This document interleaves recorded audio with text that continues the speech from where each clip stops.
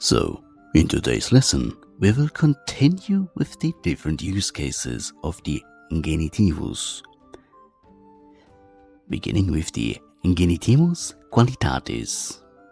You see, the genitivus qualitatis provides information about the nature of a person or thing and is always connected with an attribute. For example, vir magnae sapientiae, a man of great wisdom, or a very wise man. Puella septem annorum, a girl of 7 years, or, in a better translation, a 7-year-old girl.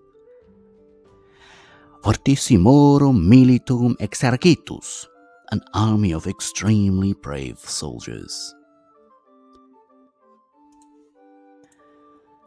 Next, we have the genitivus subjectivus et objectivus. Now, this one is a little bit tricky, because you kinda need the context to be certain. You see, while the genitivus subjectivus denotes the thing or person from whom an action originates, for example the phrase clamor virorum could mean the shouting of the man, with the shouting originating from the man. The man themselves perform the action, therefore it is subjective. On the other hand, the genitivus objectivus denotes the thing or person affected by an action. Here, the exact same phrase, clamor virorum, meaning the cry for the man. Now, the shouting is directed towards the man, and they are affected by the action, therefore it is objective. And lastly, genitivus cum verbis. Some Latin verbs simply require a object in the genitive case, and those verbs can be divided into 4 groups. Verba judicalia, verba impersonalia affectus, verba memorandi, obliviscendi, reminiscendi, and interesse et referere. Beginning with the first group, the verbs used in legal language, so-called verba judicalia, often take the genitive case. The genitive case expresses the reason or subject of the proceedings. Why or for what reason someone is accused, acquitted, convicted, and so on. For example, quivem furti accusare, to accuse a citizen of theft. Negotiorum gestorum damnari, to be convicted due to poor management. Now, entire sentence. Alter latrocinii alter caedis convictus est. One was convicted of robbery, the other of murder. And last example. Aliquem improbitatis absolvere, to acquit someone of more wrongdoing. Next, the impersonal verbs of feeling, so-called verba affectus. As a reminder, impersonal verbs are those that only form the third person singular neuter. The person from whom the feeling originates is in the accusative case.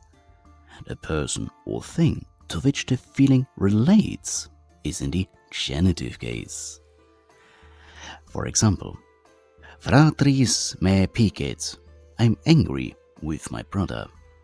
Tuite nec miserit nec pudet, you neither feel sorry for yourself, nor are you ashamed of yourself.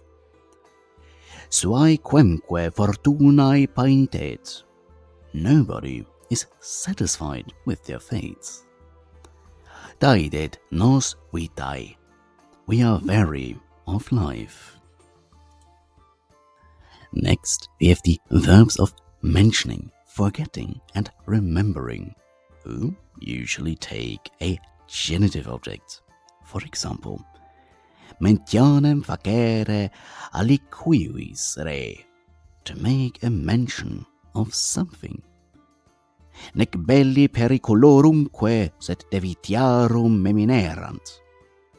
And they didn't think about the war and the dangers, but about the riches. Tuae constantiae memeni, I remember your steadfastness. And last one, nunquam noctis illius obliviscar, I will never forget that night. And lastly, the compound words interesse and referre, meaning to be important to and to be of interest to, respectively. They both take the genitive case. The person or thing for whom something is important is in the genitive case. Now, what is important is expressed either through an infinitive construction or by an indirect question. Let's look at 4 example sentences. Omnium civium interesse debet patriam salvam esse. It must be in the interest of all citizens that the fatherland remains safe and sound. Diviciacium docet quando per republicae communisque salutis intersit manus hostium distineri. He taught the Viciacus how important it was for the state and the common good that the enemy's troops be scattered. Quis est hodie, quius intersit istam legem manere? Who is it in whose interest today that this law continues to exist? Quidit refere tua? What is this important to you? Now, while there are other use cases of the genitive case, for us now, that would be all. In the next lesson, we will continue with the dative case.